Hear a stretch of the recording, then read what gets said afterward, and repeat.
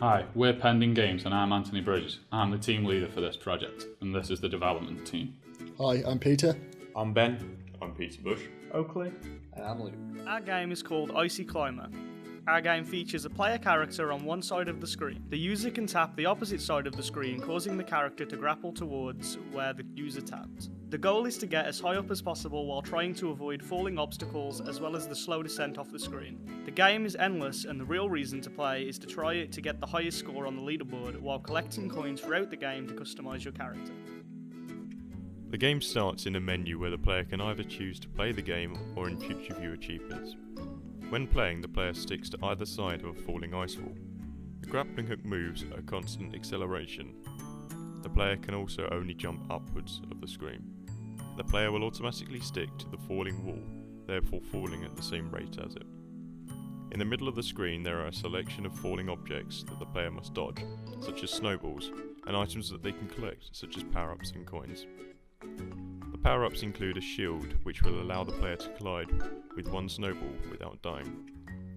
And the slowdown power-up slows down the speed that the items in the middle of the screen fall at, for a small amount of time, currently set at 10 seconds, allowing the player to dodge them.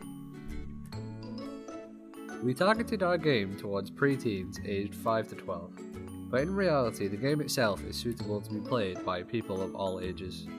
We made this possible by having a simplistic idea that makes the game easy to play as well as have a bit of a competitive side.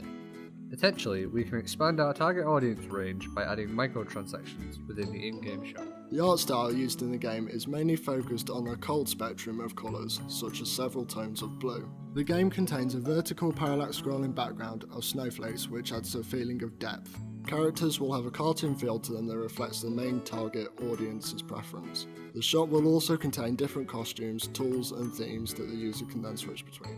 For additional features, we plan to add an achievement section that is based around your best height and your cumulative height during your runs. We also plan to add a shop that you can encounter during your game where you can purchase upgrades to your power-ups and your hook. We also plan to modify the way the coins fall during the game so that they fall in a pattern rather than singular. This will encourage the player to make choices whether to go for all the coins or just go for a safe route and try and get a couple of coins instead of them all. We also plan to modify the walls so that certain sections the player cannot grapple to increase the difficulty.